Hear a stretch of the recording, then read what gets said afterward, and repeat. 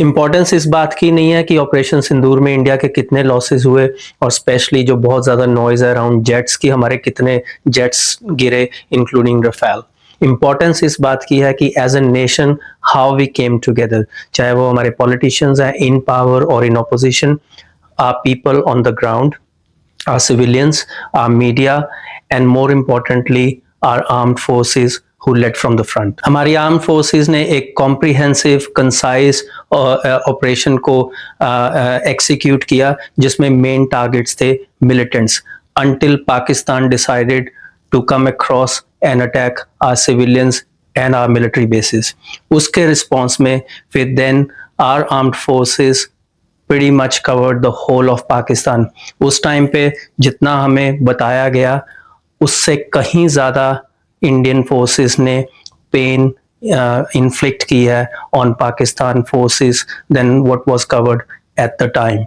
Almost each and every military installation was under fire from our forces. जहां तक losses की बात है, once again it is no cause for embarrassment, it is no cause for shame. अगर ऐसा कुछ होता तो US, European countries, Russia, Israel, they would never pick a battle with anyone. जितनी losses उनके होते हैं compared to that, India has suffered nothing like that, and there is no shame अगर हमारे कुछ ऐसे losses हुए हैं. And as our Chief of Defence Staff mentioned कि इससे हम लर्न करेंगे.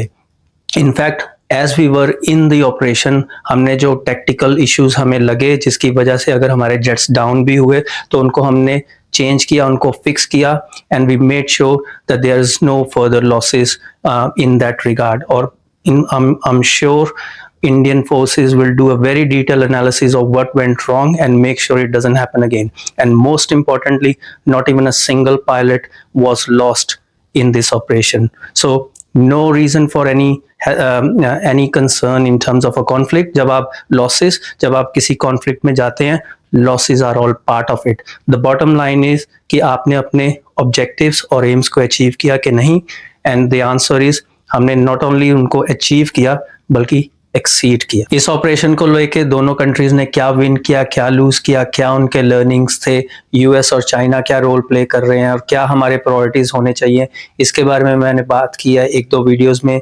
The link is here, you can watch for more details.